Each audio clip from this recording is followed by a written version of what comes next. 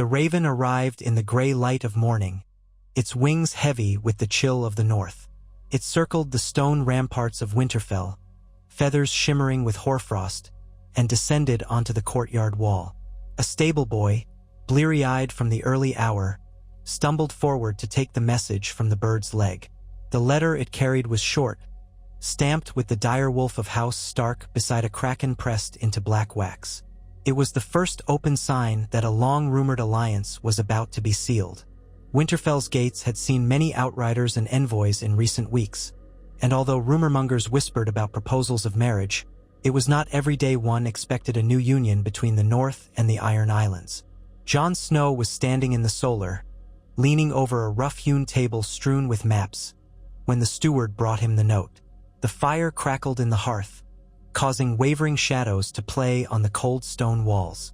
Ever since the long night had finally broken and the dead had been driven back, Winterfell had begun the slow work of rebuilding.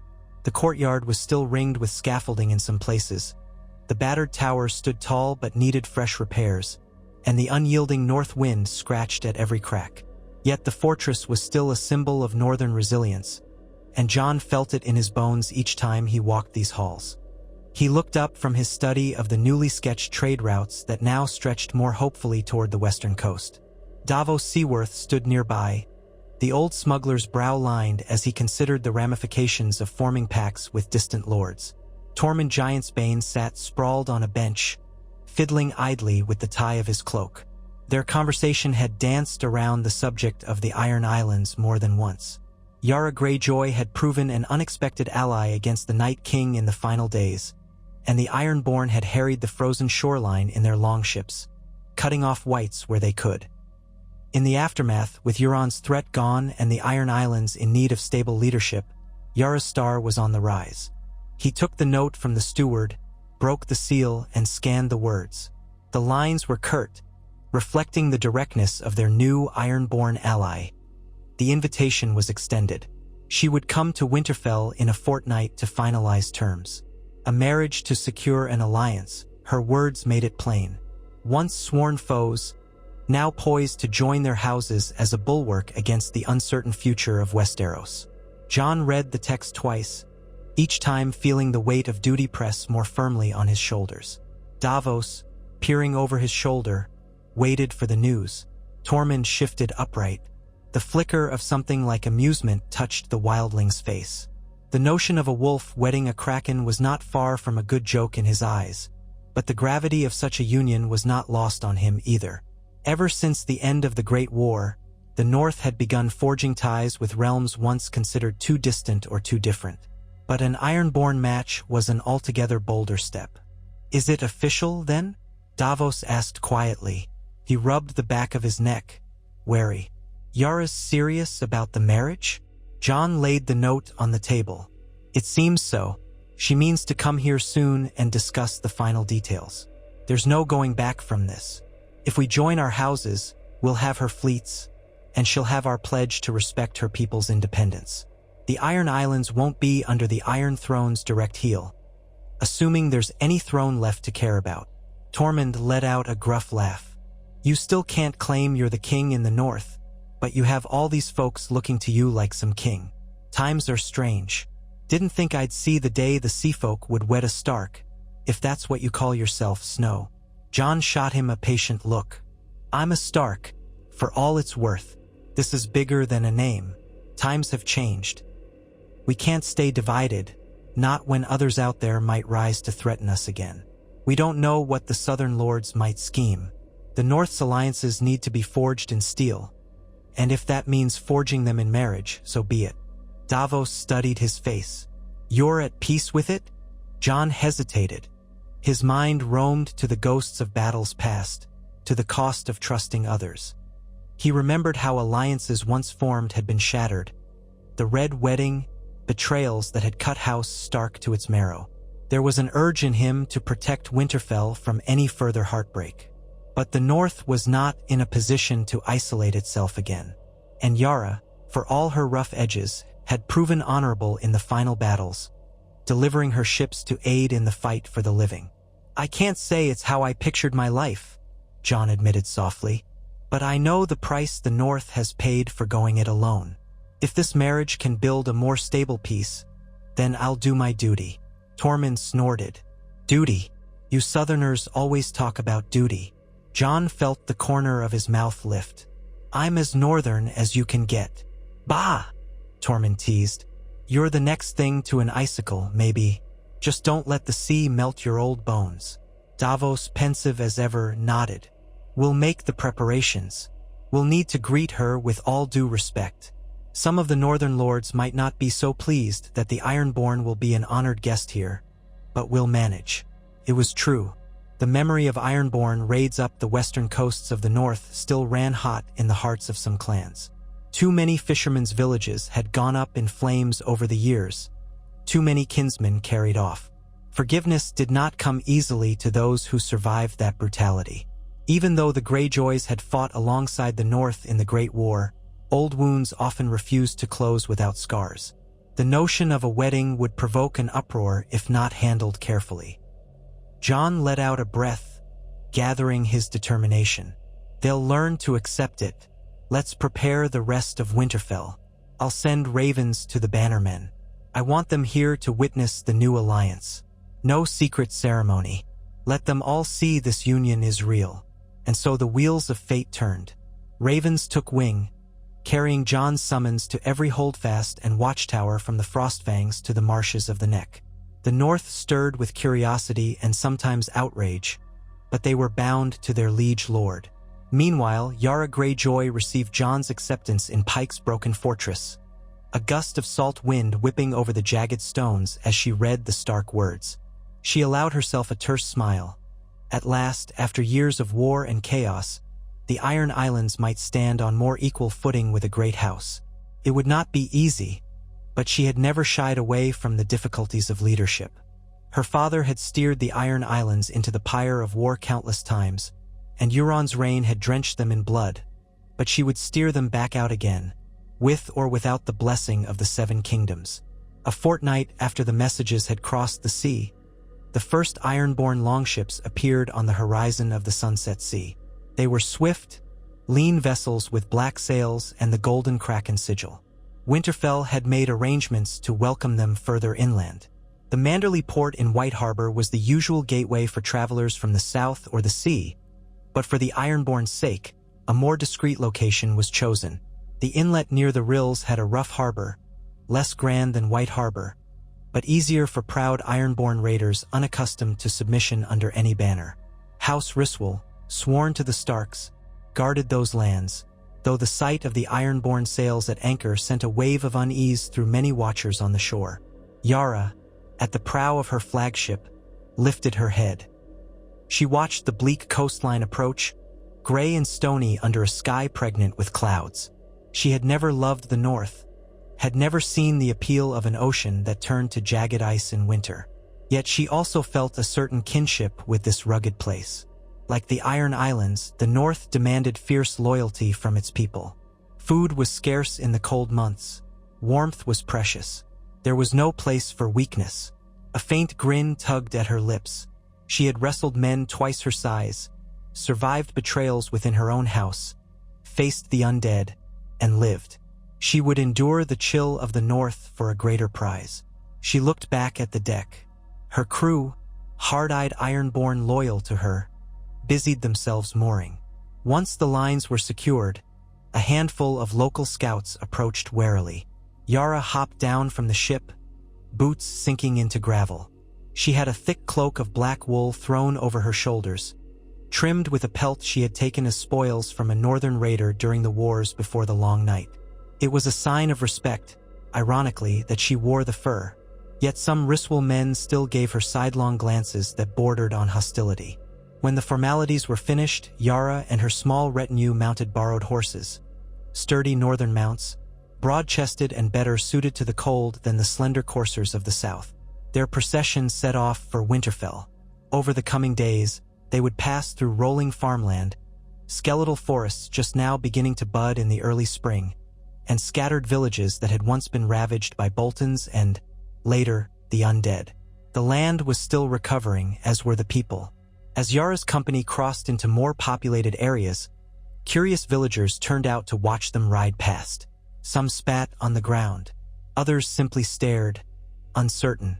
A rare few raised a hand in something like greeting, acknowledging that these Ironborn had been allies at the end of all things.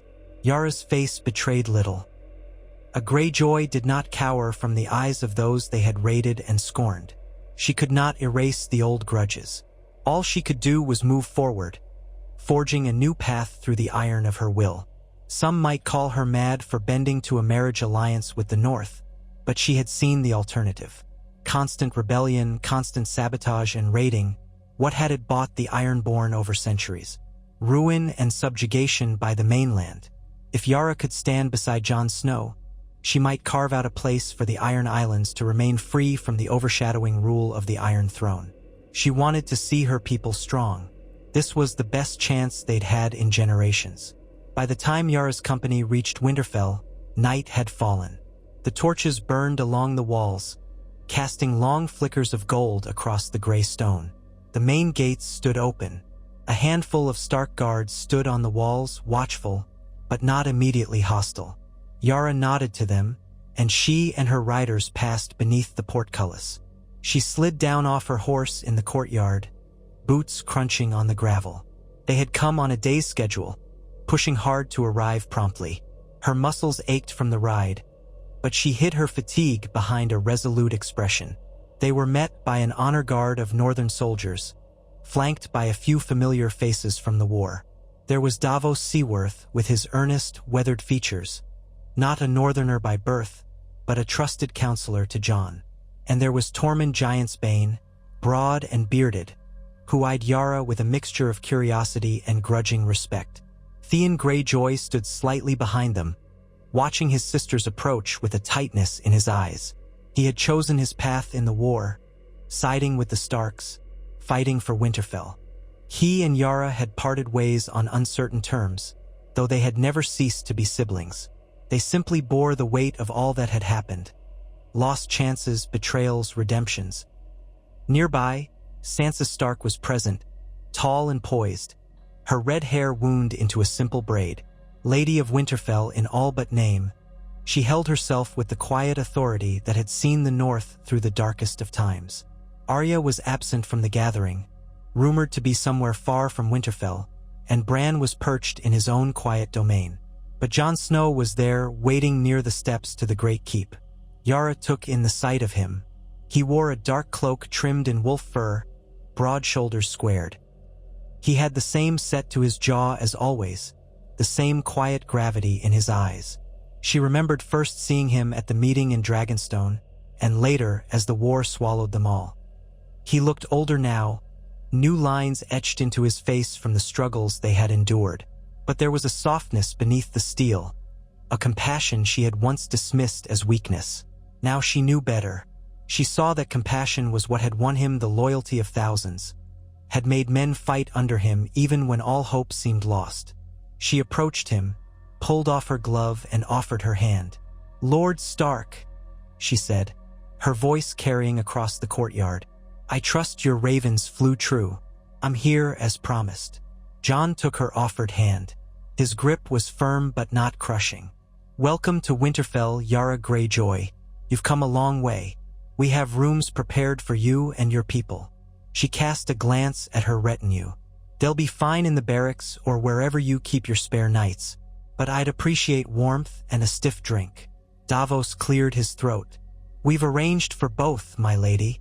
Yara inclined her head with a slight smirk. She was not used to being called lady. She was a Greyjoy, raised to lead men in war, not to sit in a tower and needlepoint. But now she supposed times changed. She offered a nod to Theon, who had silently approached. Theon looked thinner than she remembered, but resolute in a different way. She murmured a greeting under her breath. They all climbed the steps to the great hall. Firelight spilled out from the open doors, and within, a spread of mead and ale awaited. Northern hospitality demanded it, especially on so chilly a night. Yara eased out of her cloak as the heat from the massive hearth washed over her, the leaping flames illuminating tapestries that had survived the onslaught of war. The hall was more crowded than she had expected. Some of the local bannermen had arrived early, along with a number of lesser knights and stewards. The tension in the air was palpable. Ironborn among them, a marriage in the making. All eyes were upon her. Jon led her to the high table, where a seat had been placed on his right. Sansa took her position on Jon's left, Davos and Theon further down. Tormund, uninterested in ceremony, took a seat near the middle of the table where the ale was in reach. Yara could practically taste the tension from the benches below. Half the men in the hall seemed to be scanning her for signs of threat or disrespect. Half stared in fascination that a woman had come to claim a union of this scale. The great hall did not erupt into conversation until Jon stood and welcomed Yara, speaking words of courtesy about her noble presence and reminding everyone of the Ironborn's contribution to their victory. A few men cheered at the mention of that final fight. Yet there remained those with arms folded or jaws clenched tight, no doubt recalling how their grandfathers or fathers had died at the hands of Greyjoys. After the short speech, food was served, hot stews and bread, salted fish from the white knife, and mead that tasted of honey with a bite of the cold winter stored in it. Yara ate sparingly, mostly to settle her stomach from the long ride, but she did enjoy the mead, which had a surprising sweetness. She occasionally exchanged words with Jon, half about the journey, half about the practical matters of the wedding. She was not one for politicking, but she could play the game when needed. Across the table, Sansa regarded her with cool politeness. After a moment, Sansa offered, "We've arranged for you to meet with the Northern Bannermen tomorrow to discuss the specifics of the alliance. They'll want to hear your terms, and we'll want to hear yours." Yara dabbed at her mouth with a cloth. "We can talk, but I think we both know what we want out of this. Don't we, Lady Stark?" Sansa's lips curved in a thin line. "We do, but hearing it stated plainly can calm uneasy hearts. There are many who still fear the Ironborn will be a threat to our coasts if this marriage doesn't work out."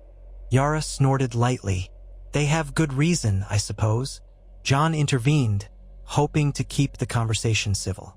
"We'll approach tomorrow with honesty. We have an alliance to formalize to protect both our peoples. I believe you'll find the Northern Lords are practical, if still wary." Yara met Jon's eyes. "They'll be less wary once they see a real wedding, I'm sure." Jon looked down at his plate. The mention of the impending nuptials felt like a steel weight around his neck. Duty. Yara seemed no more eager than he was to go through the rituals of courtship. He suspected she had no taste for the illusions of romance. But they both knew what was at stake. Perhaps that was for the best, he told himself. An alliance formed on shared interests could be steadier than one built on illusions of love. Night wore on. The meal concluded without any major incidents. Jon dismissed most of the hall, though some lingered to speak. Sansa excused herself, heading off to see to the final wedding arrangements. Tormund, with a loud belch, made a teasing comment about a wolf wedding a fish. When Yara glared at him, he just laughed. But then he said, "Well, seeing as you helped me kill a White Walker or two, let's have a drink together. We're all on the same side now." Yara raised her cup in grudging acceptance. Despite the tension, the mead was warming, and she found herself almost relaxing. The day had been long, and tomorrow would bring politics she'd rather not deal with. For a fleeting moment, she remembered better days with Theon, before their father's ambitions had dragged them into deeper wars. Perhaps a new start was possible, however improbable. Jon, after exchanging a few more words with Davos, approached her. "Shall I show you where you'll sleep?" She finished her drink. "Lead on, my lord." They walked down the corridors, silent except for the distant torch sputtering and the echo of their boots against stone. Winterfell's corridors were warmer than she expected, thanks to the hot springs beneath the castle, though drafts still swirled around corners. It was a maze to someone raised on the wide seas and the narrow confines of Pike's Towers. Jon guided her to a guest suite prepared for her, near one of the older wings that had been renovated after the war. He pushed open the door, revealing a modest but well-furnished chamber. A sizable bed, a thick fur rug on the floor, a fireplace where a small blaze crackled, a table laid with a pitcher of water and cups. "There are more luxurious quarters," Jon said, as if apologizing for the plainness. But they're under repair. She shrugged. This is more than enough. He lingered in the doorway, uncertain how to speak about the looming reality. Though the wedding had not yet occurred, it hung between them like a sword suspended on a thread. They were alone now, and there would be many eyes on them come morning. 1,000 questions about the future, about whether a Greyjoy could truly coexist with a Stark. Yet the two of them shared a certain weariness from the war, a bond forged from having stared death in the face. "I'll leave you to rest," Jon said finally.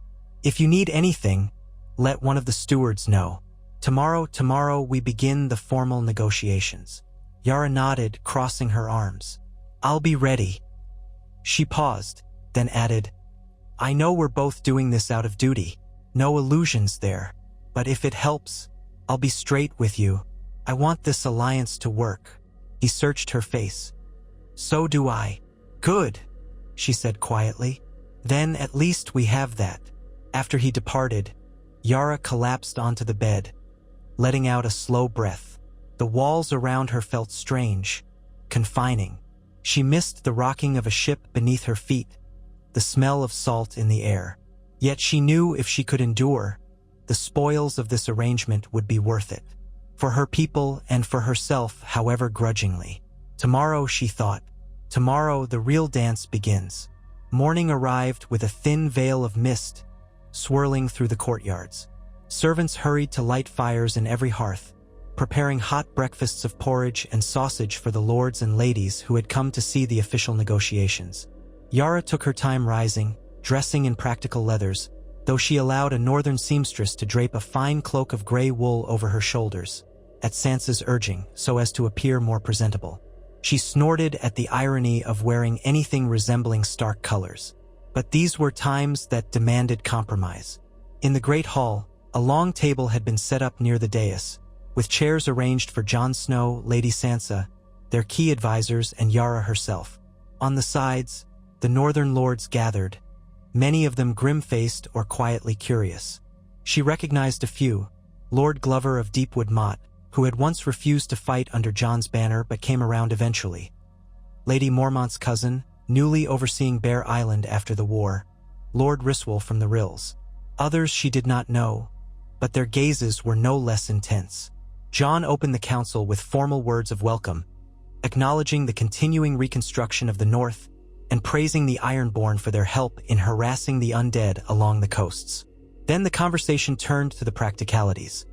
The Iron Islands would remain under Yara's rule, free to govern their internal affairs and maintain their fleet.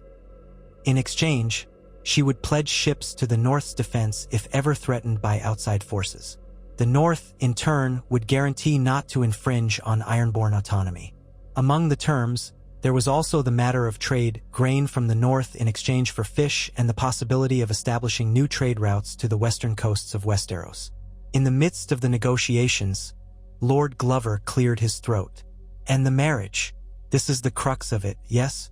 We can talk about trade and treaties for months, but the reason we're all here is to bind the alliance in blood. A marriage between Lord Snow and Lady Greyjoy." He said her title with faint distaste, as though it were a slight contradiction in terms. Yara met his gaze, unflinching. "The marriage is to seal the pact, yes. A union that no man can easily set aside. I assume that's how it's done in the North, unless you've changed the old ways." A few of the bannermen grumbled, but Sansa intervened with calm authority. "The old ways of the North demand that alliances be forged with sincerity, not just words. We require a visible bond, a wedding, recognized by our gods, to ensure that neither side can simply walk away without consequence." Lord Manderley, a broad man in rich furs, chimed in. "We also wish to ensure that the Ironborn keep to their promise not to reave our coasts. Marriage is a sign of good faith." Yara smirked faintly. "Don't worry, Manderley. I'll keep my people away from your precious White Harbor, unless you invite us to trade, of course." He harumphed but let it pass. The conversation continued for several hours, with various northern lords raising concerns about the details. Yara answered them plainly, sometimes curtly, but always with a directness that demanded respect. It was far from a friendly gathering, but it was not outright hostile either. A sense of necessity underscored every word. Both sides had bled and suffered. Both sides knew that standing alone in the uncertain future could be precarious. At last, the framework was set. The wedding would take place in 2 days' time, in the Godswood of Winterfell, to honor the old gods. There would be a feast and a formal oath-taking before the weirwood heart tree, witnessed by the bannermen. Yara insisted on adding a small Ironborn touch, a blessing by the drowned god in a bowl of salt water, poured at the base of the weirwood. Some eyebrows rose at that, but Jon acquiesced. "If we ask her to honor our gods, we can show respect to hers," he said. The Northmen shrugged, some uneasy about what that might entail, but the arrangement stood. By midday, the negotiations concluded. Yara felt a heaviness in her chest, not entirely unpleasant, but certainly alien. 2 days until she wed a man she barely knew, forging a bond that would ripple across the 7 kingdoms, if the 7 kingdoms could even still be called that. She tried to suppress a wave of doubt. She had never imagined herself in a wedding gown, or with a husband, or standing in a solemn ceremony.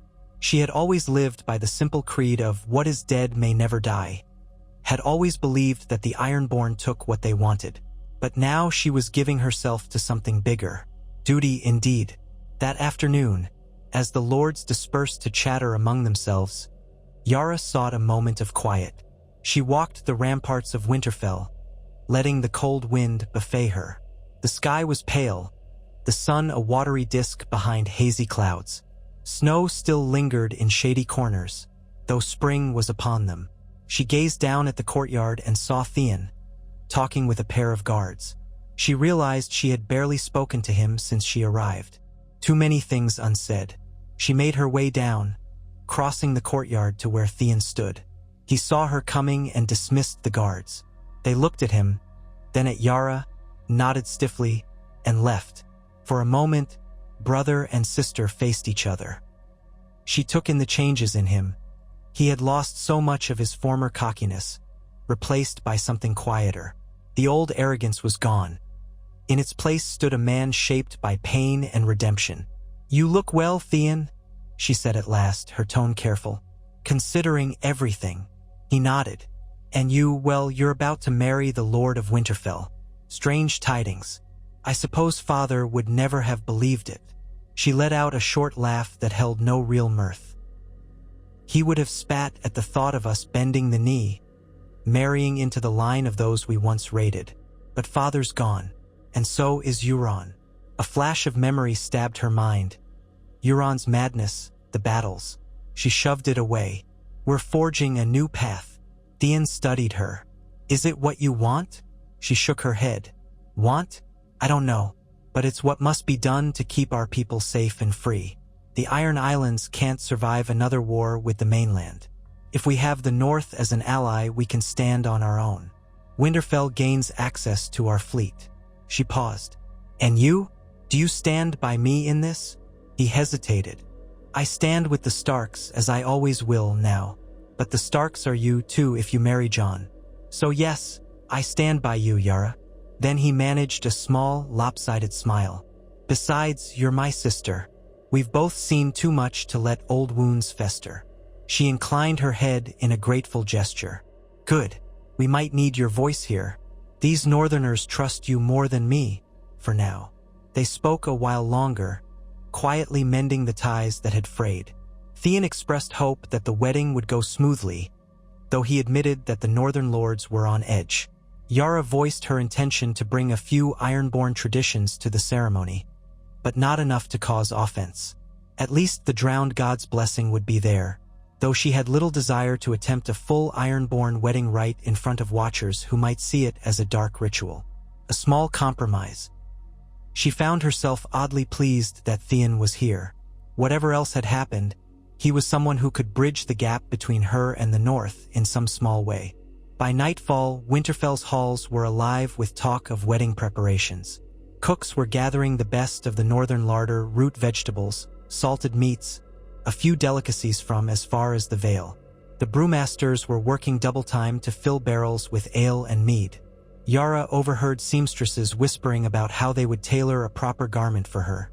Something befitting a union with the Starks, yet not so ostentatious as a southern gown. She mentally rolled her eyes at the thought of lace and frills, but she resigned herself to the inevitability of wedding finery. Jon was equally weighed down by well-wishers and watchers. Northern lords wanted to speak with him at every turn, making sure he understood their concerns about trusting the Ironborn. Davos tried to manage the flow of questions, but it was relentless. Through it all, Jon maintained a calm demeanor, reassuring them that this was the right course. He found himself reflecting that leadership was a burden he had accepted long ago, but it still felt crushing at times. The memory of the Night's Watch, the vow he had once spoken, flickered in the back of his mind. I shall take no wife, hold no lands, father no children. He had broken that vow when he chose to become king in the north. Now, ironically, he was sealing a vow of marriage that might define the future of this land. The next day was a blur of final arrangements. Yara spoke with the castle's maester about the small details of the ceremony, the official documents that would record the union. Ironborn, who had accompanied her, were busy ensuring that a basin of salt water was prepared for the short-drowned god invocation. Sansa oversaw the decorations of the Great Hall for the feast that would follow. Simple by southern standards, but the north had never been one for excess. A few wreaths of evergreen and winter roses were placed around, symbolic of renewal after hardship. Late that evening, a hush fell over the castle as the final day before the wedding drew to a close. Yara ended up in one of the smaller courtyards, watching the sky turn to a deep purple twilight. Theon had invited her to share a drink with him. He brought a flask of northern spirits, the aroma sharp and strong, and they passed it back and forth, leaning against an ancient oak in the courtyard. It felt almost like old times, except the sense of foreboding about the next day was thick in the air. You'll say the words before the gods would? Theon asked quietly. She nodded. Yes, under the heart tree. Then I'll do my part with the salt water. We'll both vow that our houses stand together. It's straightforward enough. He gave a short nod. I suppose. Weddings in the north often involve more, like new cloaks, and the bride is cloaked by the groom to show protection. At least that's the custom. I don't know if Sansa and Jon are planning to keep that tradition. Yara tilted her head. We'll see. I'm not one to be cloaked by a man, but a sign of mutual protection that I can accept. Theon's gaze flicked to her face. You really are different from how father raised us. She chuckled low. Good. Balon Greyjoy was stuck in the old ways. We can't afford that. But I'm still Ironborn, Theon. Don't doubt that. He held up his hands. I don't.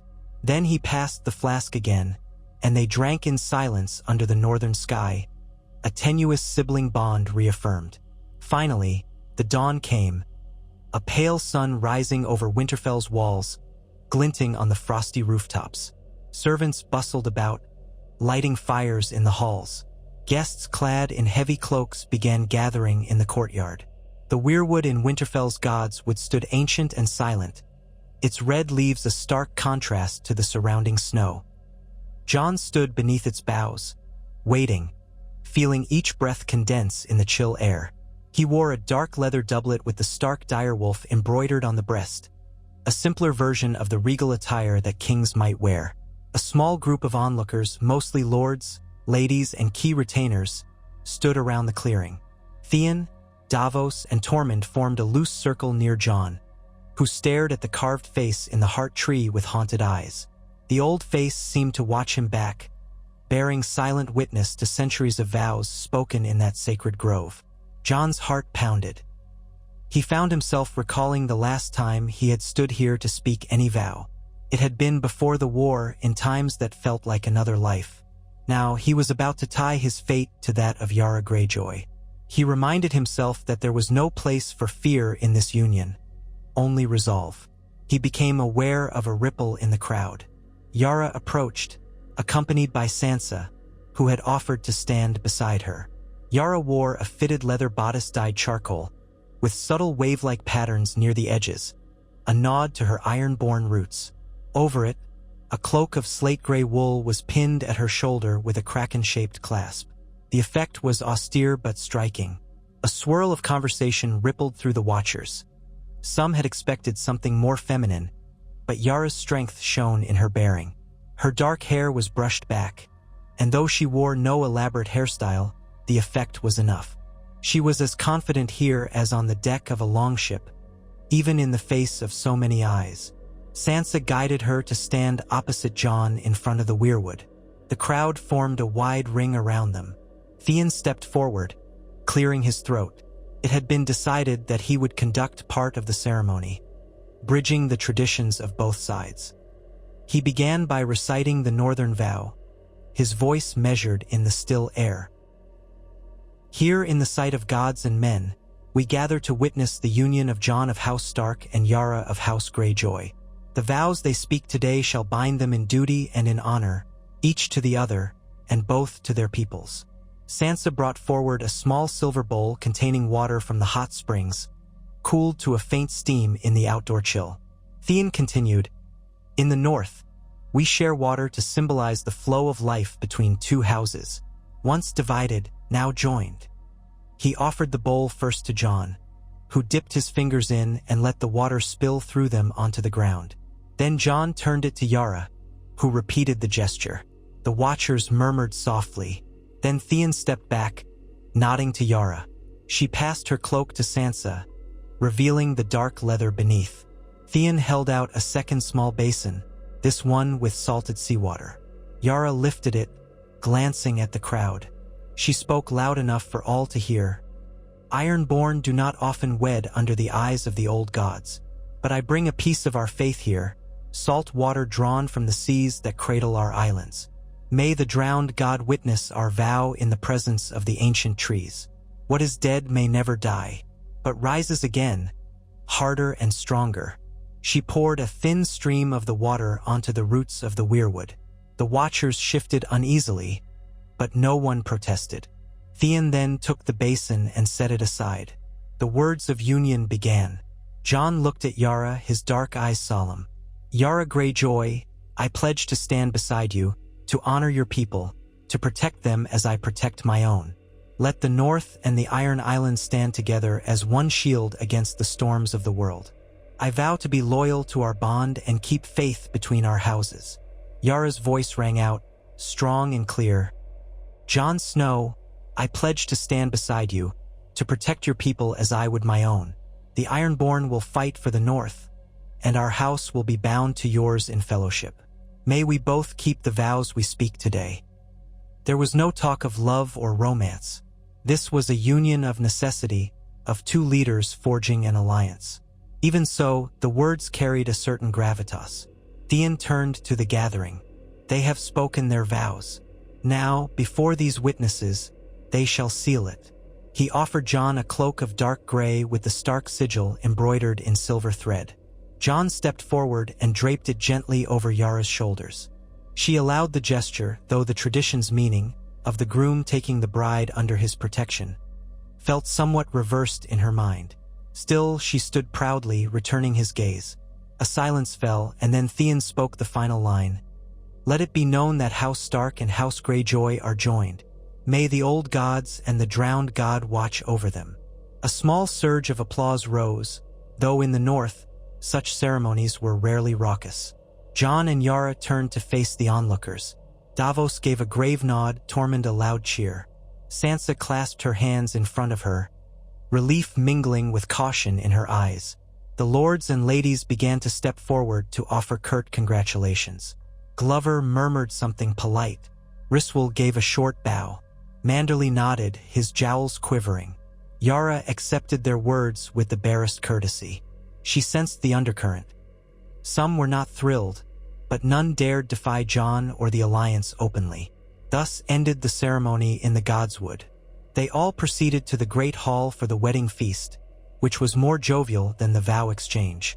Northern minstrels played lively tunes, jugglers cavorted to entertain guests, and the tables groaned under the weight of hearty fare. Meat pies, roasted venison, fish stews, and black bread abounded. Ale and mead flowed freely. Yara found herself seated at the high table beside Jon. She sipped from her cup and sampled the food, aware that many eyes still watched her every move. Jon, for his part, tried to relax. The vow was made, the alliance sealed. He found a certain calm in the knowledge that he had done what needed to be done. Yet the closeness of Yara, her presence at his side, was a new reality he had not fully absorbed.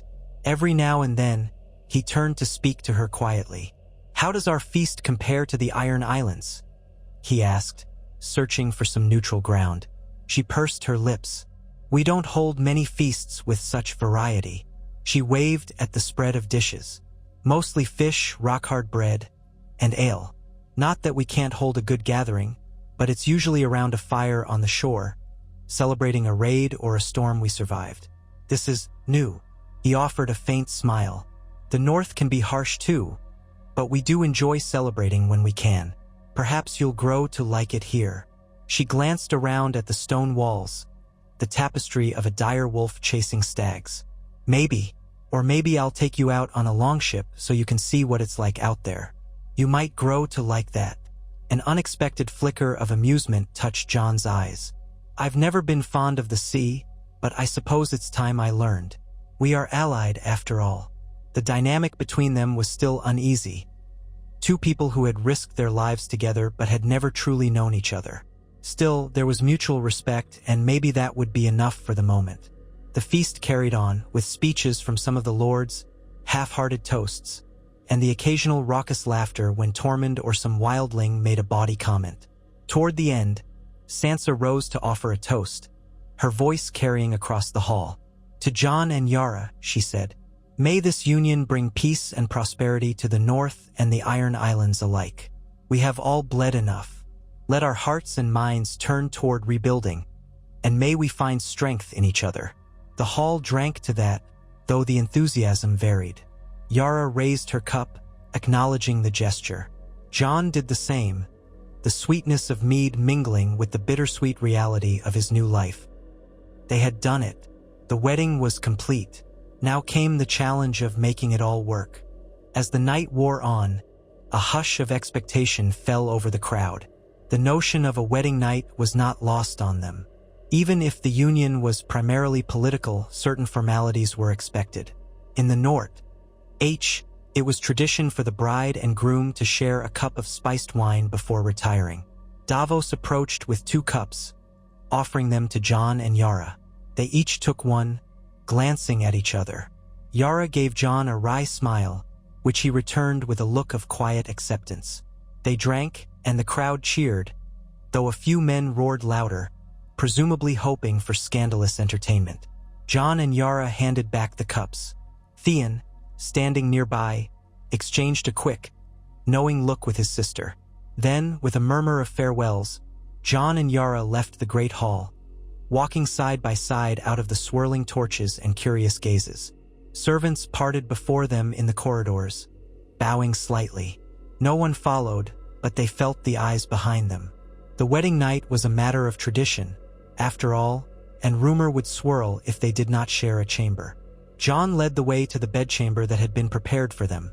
Not the same room Yara had occupied before, but a larger, more comfortable one, meant to serve as a sign of the union. A blazing fire in the hearth cast warm light across the walls. The bed was large, draped with furs.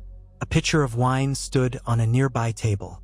They closed the door, the sound of the hall's revelry muffled by thick stone.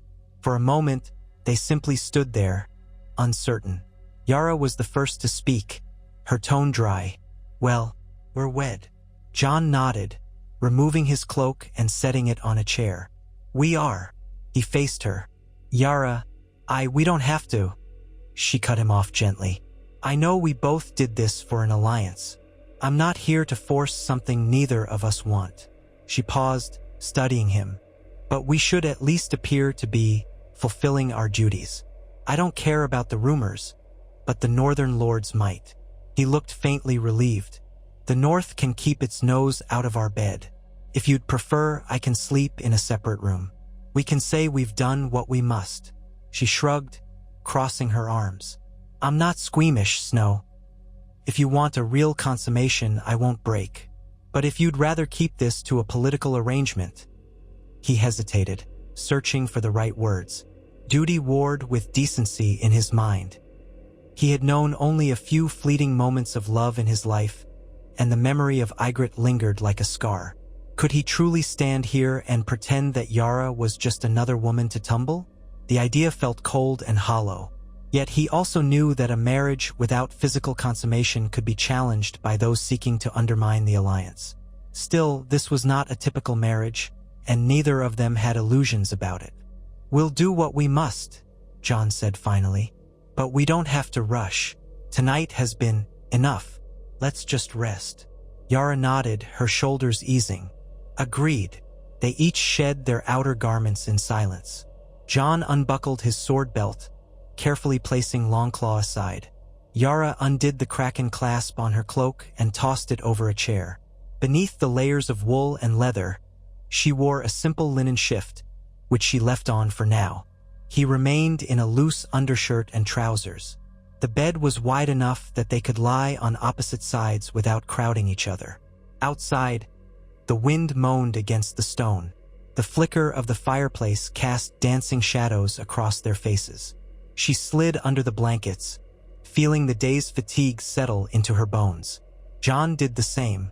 For a tense moment, they lay side by side, the distance between them mere inches, yet an ocean in metaphor. At last, Yara let out a dry chuckle. A fine start to a marriage. Jon actually smiled a bit. At least we're not at each other's throats. You've got a point. They fell silent. The fire crackled, and gradually, their breathing slowed. Sleep came in fits and starts, each lost in thoughts of the future. By the time morning light filtered through the narrow window, an uneasy peace had settled between them. The weight of the vow was real, but perhaps they could find a path forward that did not come at the expense of each other's dignity. Yara rose first, stretching in the cold. She glanced at Jon, still half drowsy. "I'll see you at breakfast, Lord Snow," she said wryly. He exhaled, eyes fluttering open. Aye. Thus began their life as husband and wife. In the days that followed, a new routine emerged in Winterfell. Yara spent time meeting with the Ironborn who had accompanied her, discussing how to station some ships on the western coast under official alliance patrols. She sat with Davos and a few of the northern lords to draft official trade pacts. Jon presided over the council, dividing his time between winter preparations, settling disputes among the lords, and conferring with Yara on how best to navigate their fledgling arrangement. It was not a marriage of love, but of mutual respect, slowly growing. At times, they argued.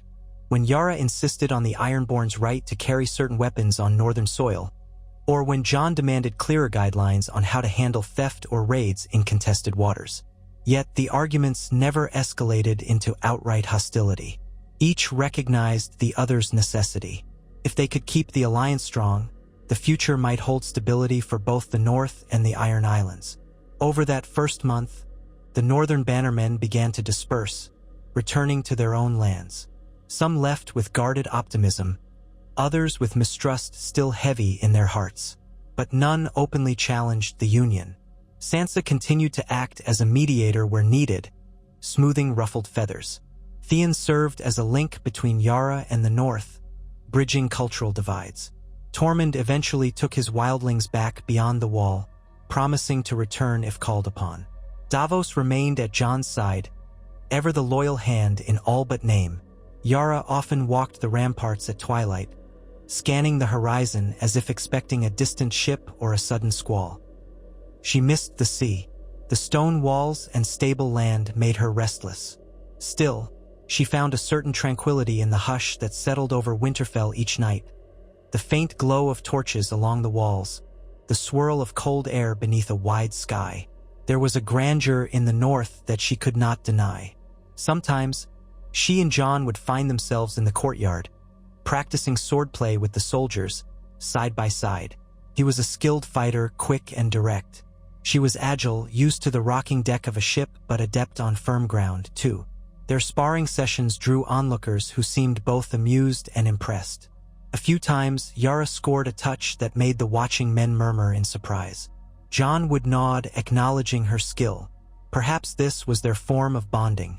No gentle strolls through gardens, but a clash of steel that each could respect. On one such afternoon, as Yara disarmed a soldier with a pivot and twist, Jon called from the sidelines. "Your footwork is different from ours. Quicker." She shrugged, tossing the practiced sword to the soldier she'd bested. "You learn to keep your balance on a rolling deck, or you end up in the sea." She wiped sweat from her brow. The North's chill was offset by the exertion, steam rising from her body in the cold air. Jon stepped forward, picking up a sword from the rack. "Shall we see if I can stand against that footwork?" She grinned.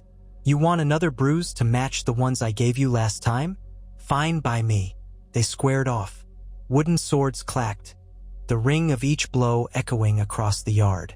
At first, the watchers called out small bets, some on the wolf, some on the kraken. Jon had the advantage of raw strength, Yara the advantage of cunning agility. They circled each other, testing feints.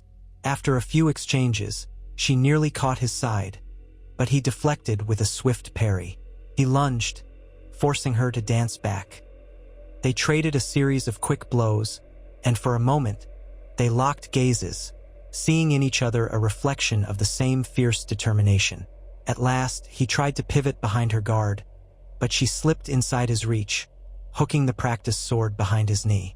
He stumbled, but managed to twist and swing, lightly tapping her shoulder. They both went off balance, crashing to the ground. She ended up half on top of him, their swords fallen aside. A few soldiers clapped or whooped. Lying in the dirt, they both caught their breath. Then, surprisingly, they shared a brief laugh, low and breathless, each acknowledging they might have bested the other had it gone another second. She pushed herself up, offering a hand to help him stand. He took it, and they both rose, brushing off the dust and stray gravel. "You fight well," Jon said simply. "Likewise," she replied. They walked together off to the side, the courtyard returning to its usual bustle. Servants hustled about, men trained in pairs. The watchers who had cheered them on drifted away, leaving the two with a semblance of privacy. Jon rubbed a bruise forming on his shoulder. Yara flexed her wrist. "You ever think about taking a longship out?"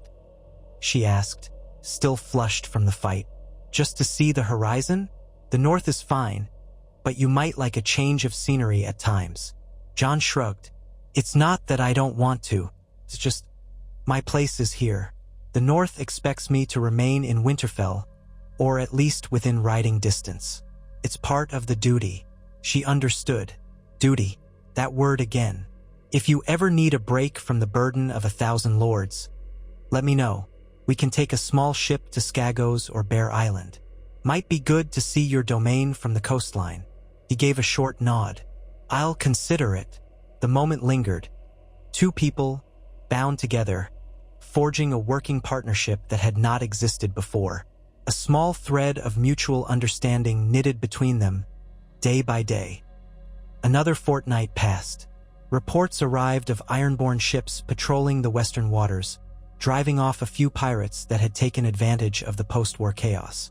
Northern merchants tentatively looked to trade with the Iron Islands, shipping out goods in exchange for salted fish and cunningly worked metal.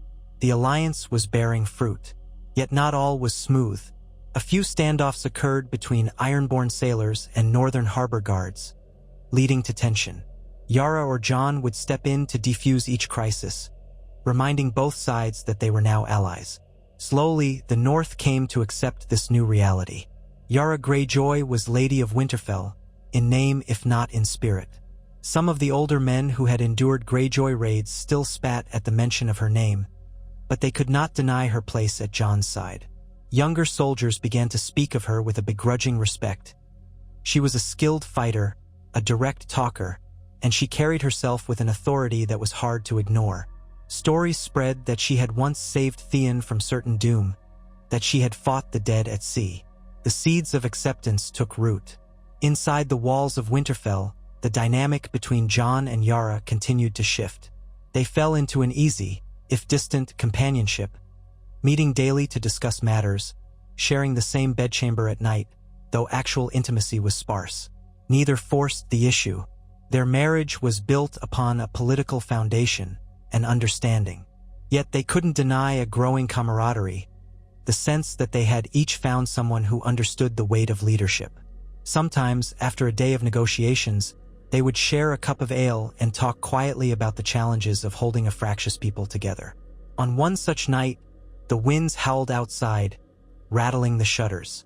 A storm was coming in from the north, and the cold seeped through every crack. Jon and Yara sat by the hearth, cloaks draped over their chairs, the light of the fire dancing across their features. She sipped her ale, listening to the gale outside. "Reminds me of the storms that whip around the Iron Islands," she said, voice low. "When the squall hits, the waves can wash over the main deck. If you're not tied down or a strong swimmer, you're lost." Jon watched the flames. "Sounds dangerous," she shrugged. "Living in the Iron Islands is dangerous, but it's home." He took a sip, letting the warmth spread through him. "Winterfell is all I've ever really known as home. The Wall was different, but it never felt truly mine. Only here have I felt that sense of belonging. Even after so much has changed, it's still the heart of who I am." A moment passed in silence, the wind keening. "I suppose that's how it feels," Yara said. "To be anchored. I've never had that with a piece of land. My anchor was always the sea." He turned his gaze to her. She wore a half-smile, her eyes shadowed. "And yet you're here, anchored in the north now." She exhaled, a wry grin tugging at her lips. "I, the sea wolf, or perhaps the land kraken. Doesn't sound quite right, does it?" He managed a chuckle. "No, it doesn't, but we'll make it work." They shared a look, and in that instant, something clicked between them. Call it respect or camaraderie, or the first flicker of a deeper bond. The tension that had hovered since the day of their marriage seemed to ease just a fraction more. She raised her cup in a small toast, and he did likewise. "To forging new paths," she said. "To forging new paths," he echoed, and they drank in unison.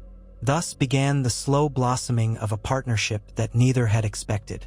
Over the following weeks, as the northern nights grew longer and the first hints of summer stretched into the day, they stood side by side more often, hearing petitions, inspecting fortifications, even exchanging small inside jokes about the peculiarities of the northern lords or the Ironborn captains. In time, they discovered that while they had grown up in vastly different worlds, they shared certain qualities: stubborn will, a taste for blunt honesty, and a deep sense of duty to their people. Occasionally, Yara would surprise Jon by appearing at his side when he dealt with local disputes, a boundary quarrel between two farmers, or an argument over a missing flock of sheep. She had little patience for petty matters, but she tried. Meanwhile, he would ask her advice on dealing with pirate raids reported off the coast, something he knew little about.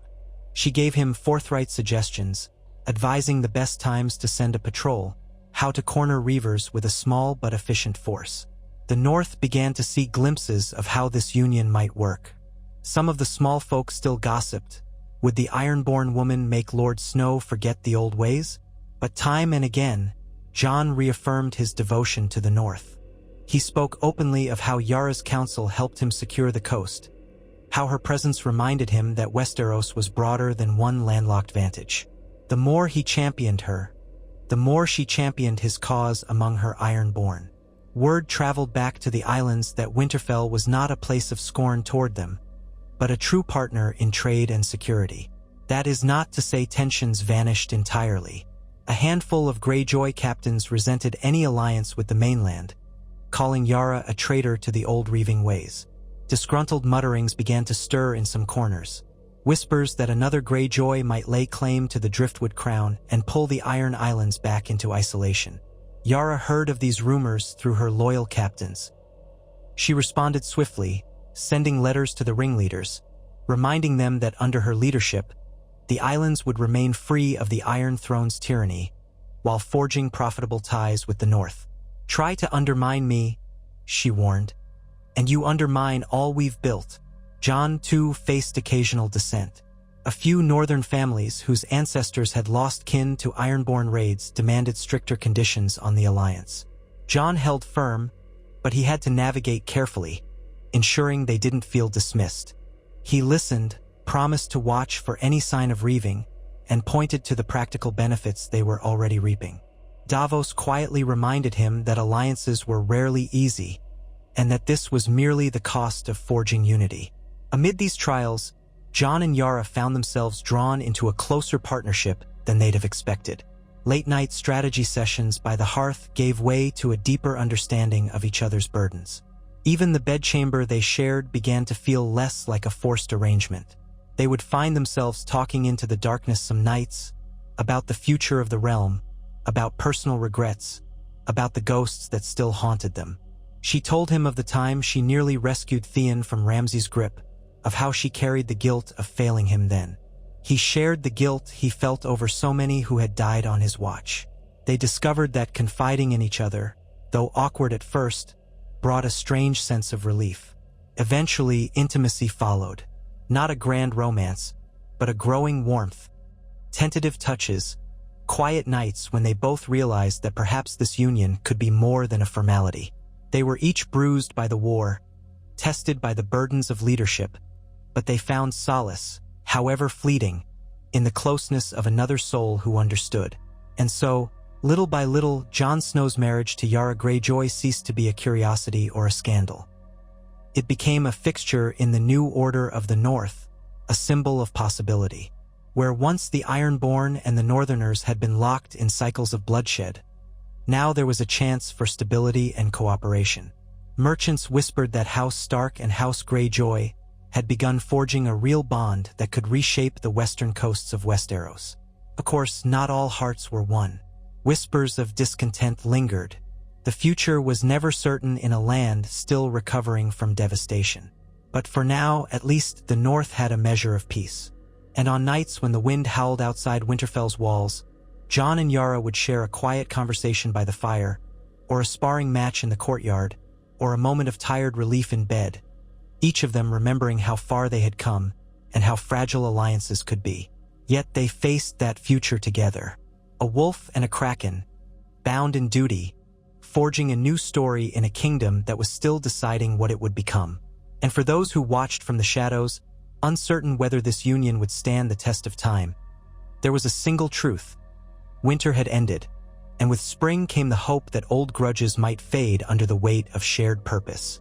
If Jon Snow and Yara Greyjoy could find common ground, then perhaps Westeros itself might turn from years of strife toward a tomorrow shaped by alliances, rather than endless war. The course was set, and with each passing day, the vow they had spoken took deeper root in the stony soil of the North, watered by the salt of the sea.